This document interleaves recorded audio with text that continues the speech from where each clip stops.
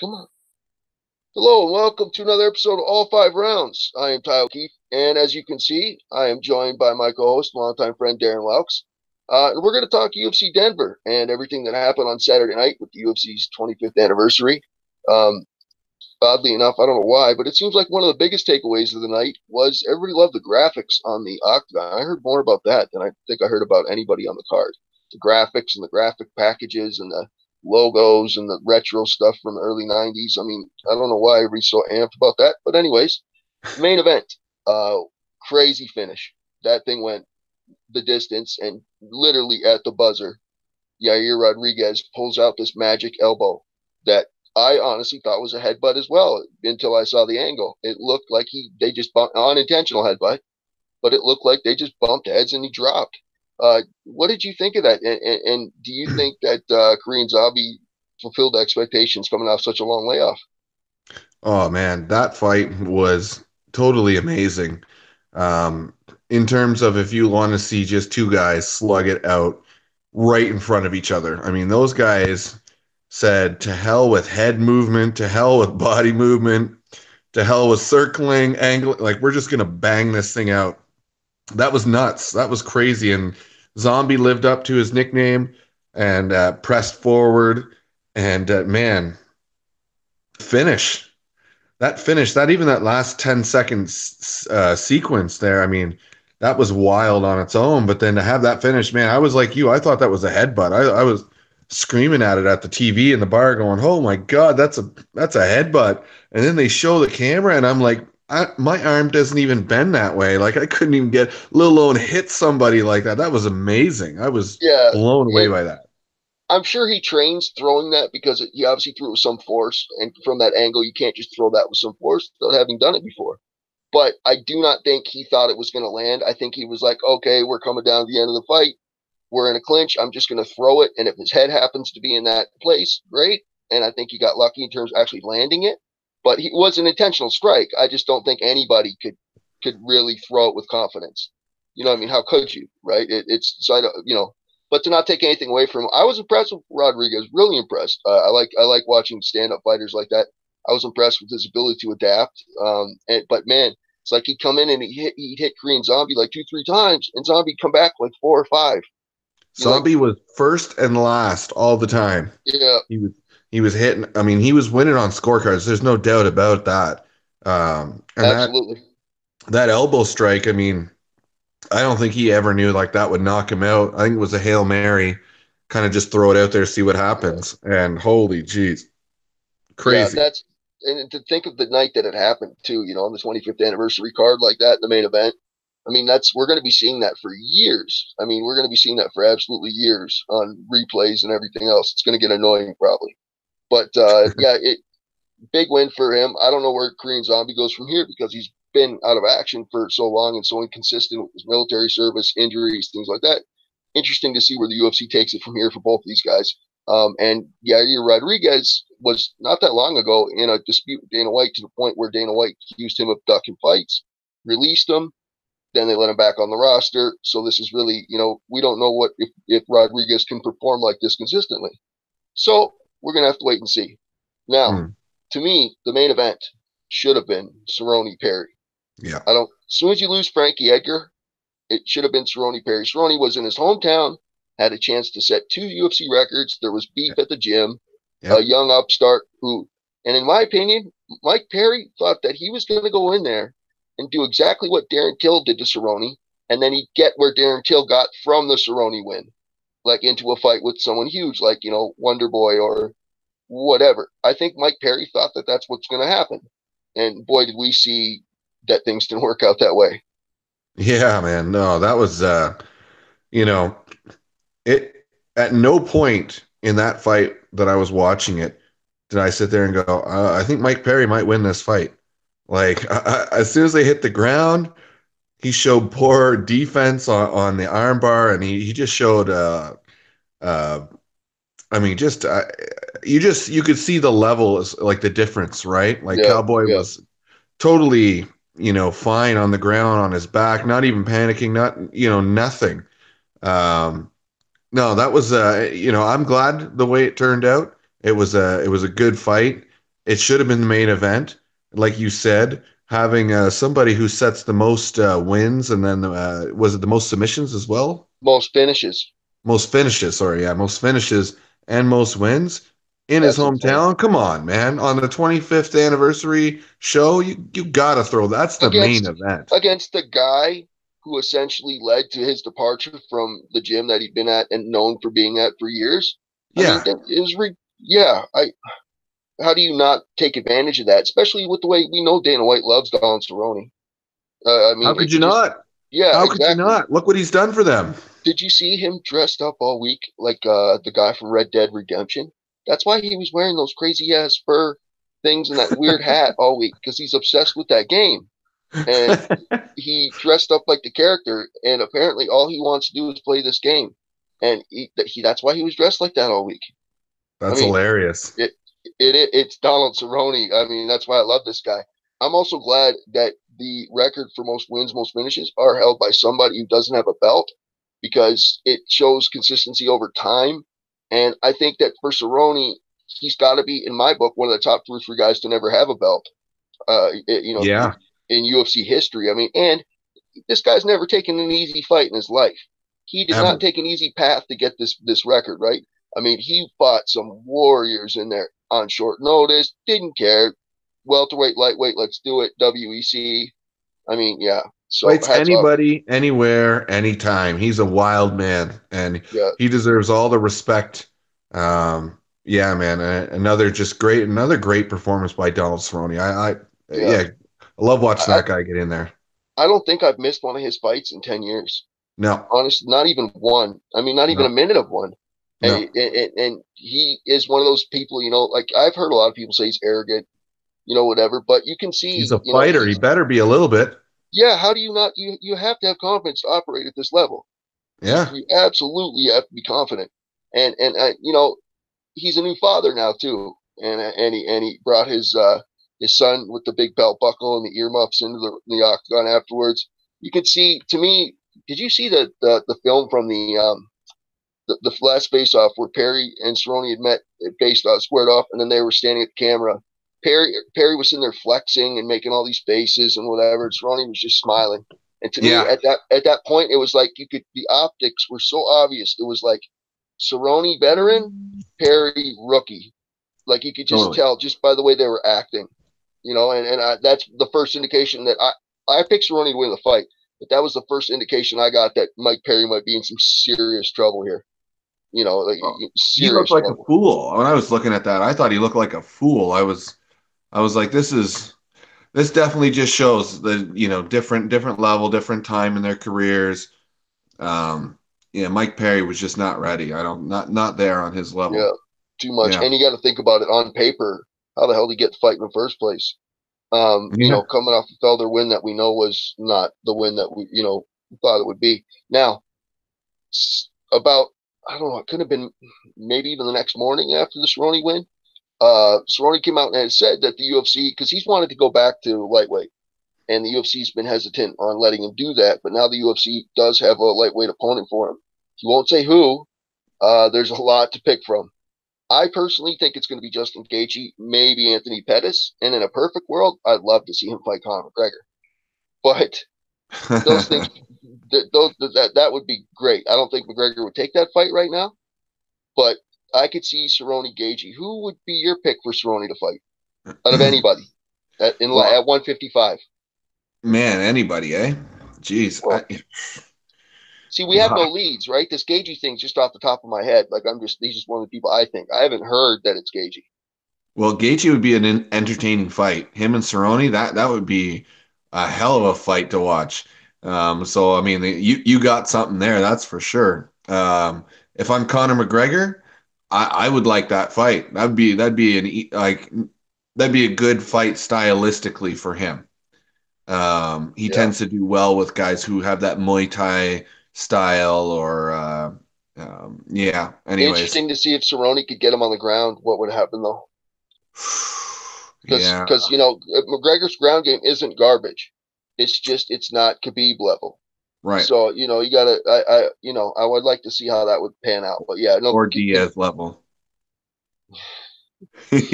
Yep. No, absolutely. And the thing is too, I think Conor McGregor's his mindset's changed after losing this fight. I've heard him say directly that he's willing to take the next fight and work his way back to a rematch, whether he gets a rematch or not. But the idea that he's willing to do that, that's a lot different than the Conor McGregor we heard of a year ago. He's got no choice though, man. He's got no choice. He does have to. You don't get an immediate rematch after getting your head stomped in for 4 rounds and then submitted. Well, he Uh, could go box, and Oscar De La Hoya is talking big money for him to do that for Conor McGregor to box for De La Hoya's Golden Boy thing. Now, not well, that he's going to do it, but just that he could potentially make tons and tons and tons of money boxing. and I've actually heard and read a few things that the whole Paulie Malignaggi Uh, fight is one that I think Paulie's willing to do, and that's the oh, one that's being absolutely. talked about. And the thing is with that fight, it's going to draw because people actually really think deep down that he could win, that Conor McGregor could beat Paulie Malignaggi. Floyd Mayweather is one thing.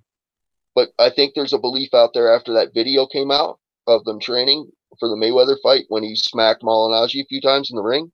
Right. I think there's a belief also that after we saw, they say what they want. Mayweather can say he carried McGregor for 10 rounds. I'm sure he helped him a bit, no doubt. Why wouldn't he?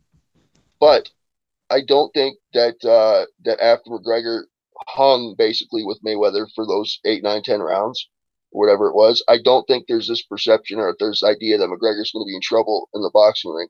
So I think people would actually believe that he could do it. Do you think that's possible? Do you think he could actually beat Paulie Malignaggi? Well, styles make fights. Um, the thing is, Paulie is he's not in his prime anymore, And he was and never a power puncher. that's another thing. He's He's a he's point definitely fighter. smaller than A point McGregor. fighter. Yeah, I and hate he's that. not the defensive specialist that Mayweather was. He likes to drop his hands. Yeah, so I mean, do I? You know what? I think that is a decent fight for Connor. To be 100% honest, if you're going to go box, that's the type of fight that he should do. Somebody who's going to come out of legit retirement. He's Yeah. got a beef with. And do I think he could win that fight? I think his odds of winning that fight are a hell of a lot better than if he fights Mayweather again. Yeah, And and a lot of other guys that are boxing right now. I don't think a lot of people would want to even see the Mayweather rematch. I Mm, don't think I think a Malignaggi fight would probably even be more popular just because it's new territory.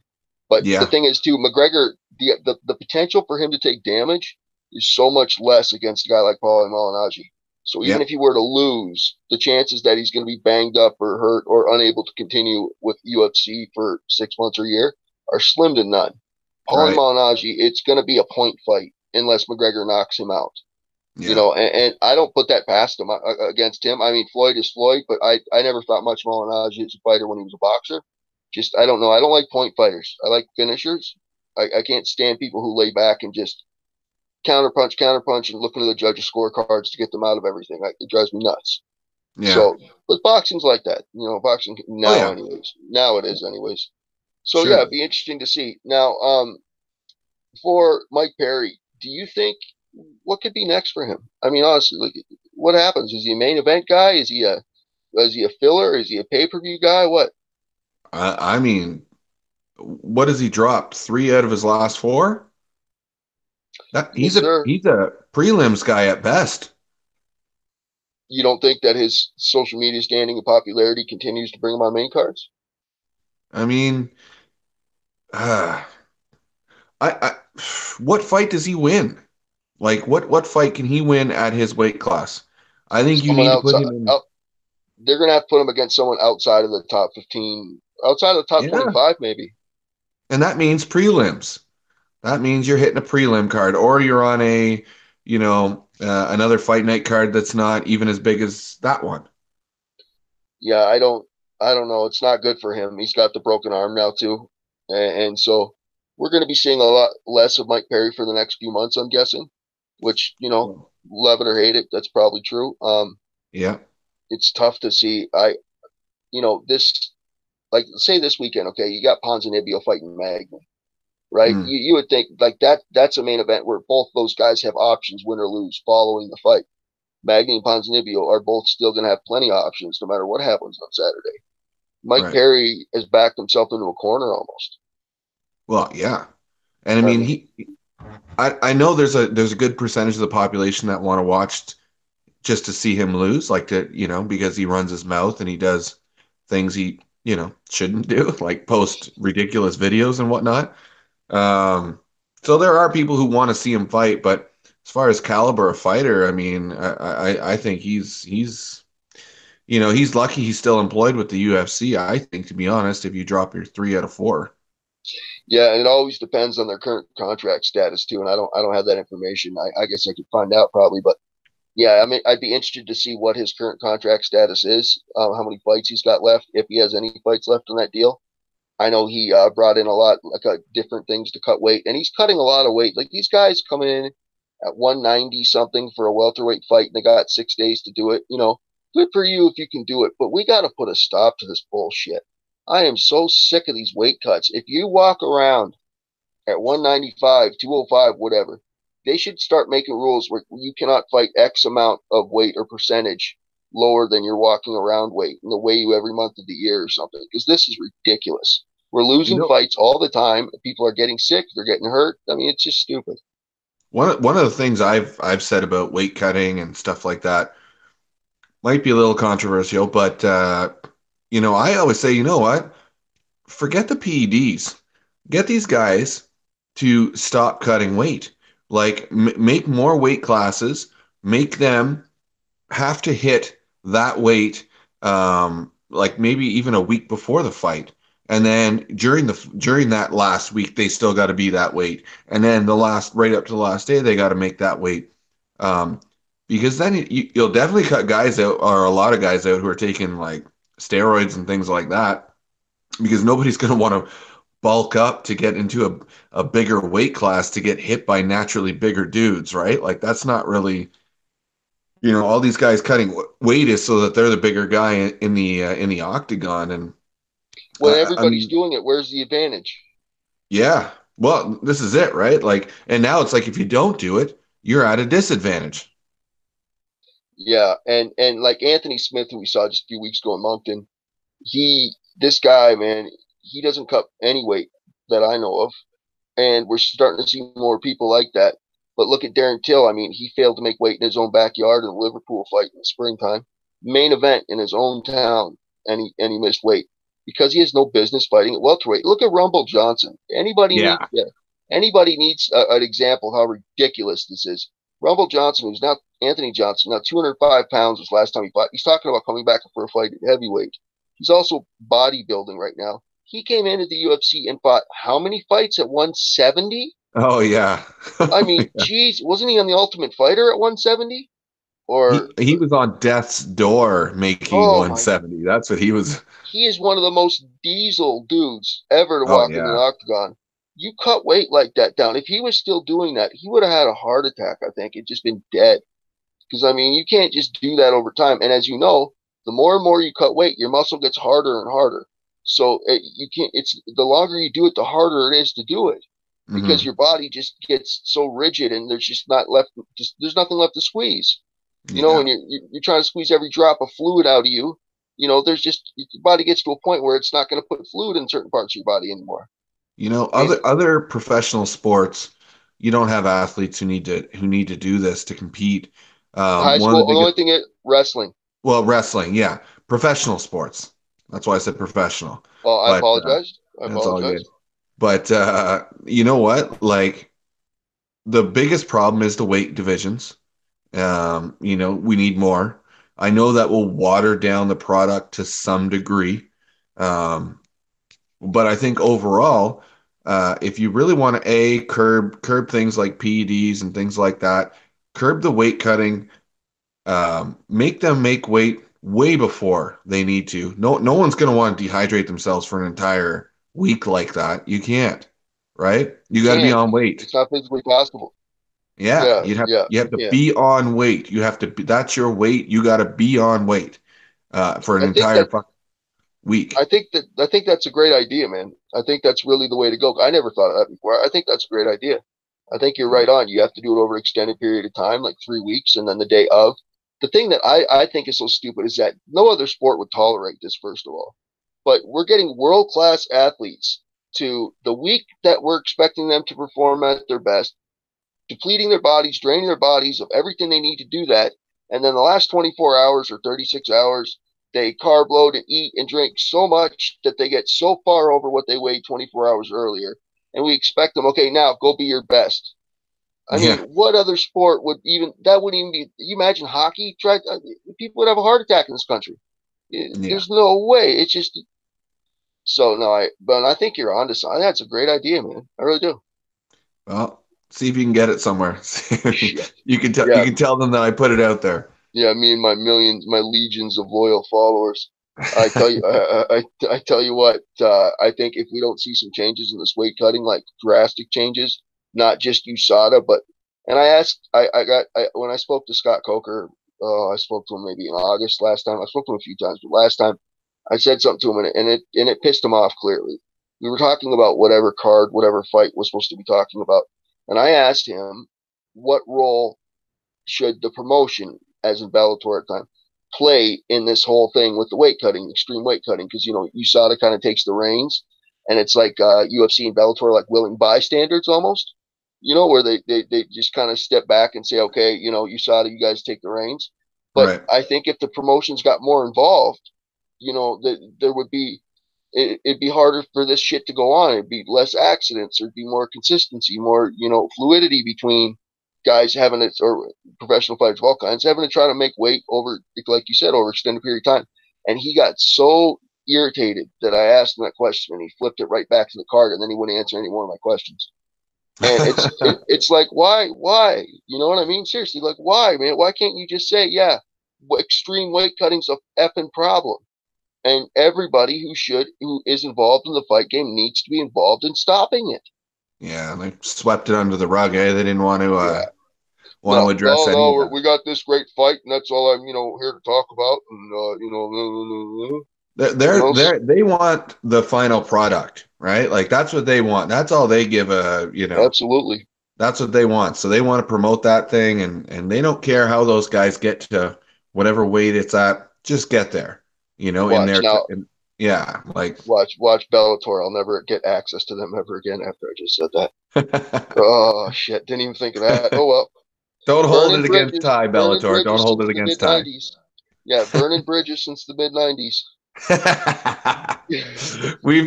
I've known you to burn a few bridges. Don't Yeah, worry, brother. I'm right the there with you.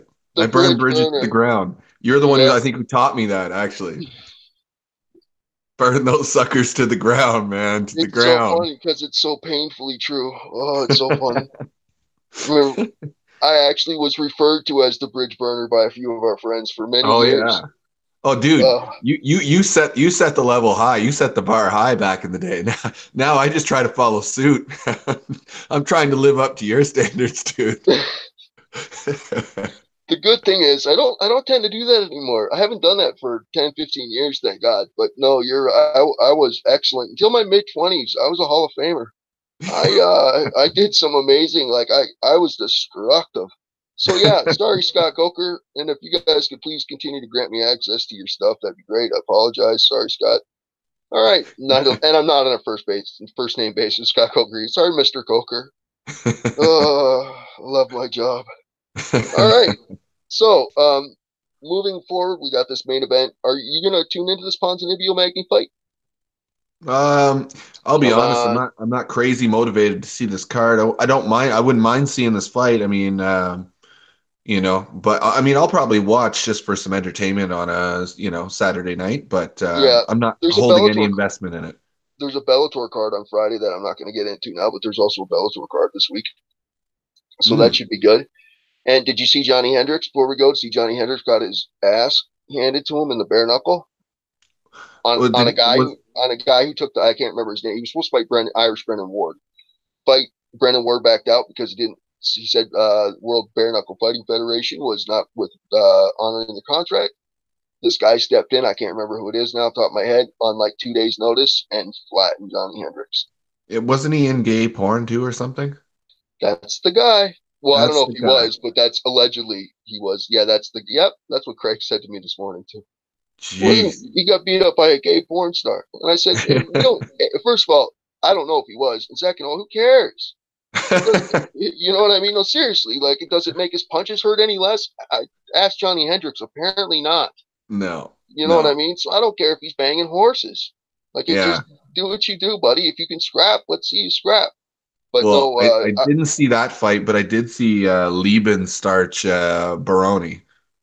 yeah, it's when I found out Chris Lieben was involved in bare knuckle, I thought this is perfect. The guy's made for it. But He is made Chris for Lieben, it. yeah, he should have just done that forever. I mean, Yeah. I could see Chris Lieben being one of those guys who's like 75 and he never wears a shirt ever, like even to go to the grocery store, and he's got like nipple rings and shit. But then he like at night he goes in bare knuckle fights and he's still like seriously 75 years old. I could see Yeah, him doing that and doing well too. Right? for Yeah, sure. For definitely. sure. All right. On that positive note, we will wrap up this riveting episode of all 5 rounds. I guess we'll be back either on the weekend or before yeah, probably Sunday maybe. Yeah, something like that. We'll figure it out. Maybe a Depending on our Thursday, maybe million, a Sunday. yeah, maybe our millions of fans will demand an episode midweek. We'll have to cancel everything and do that. So thank you so much for joining me, Daren. And Thank this you. has been no problem. And this has been another episode of All 5 Rounds.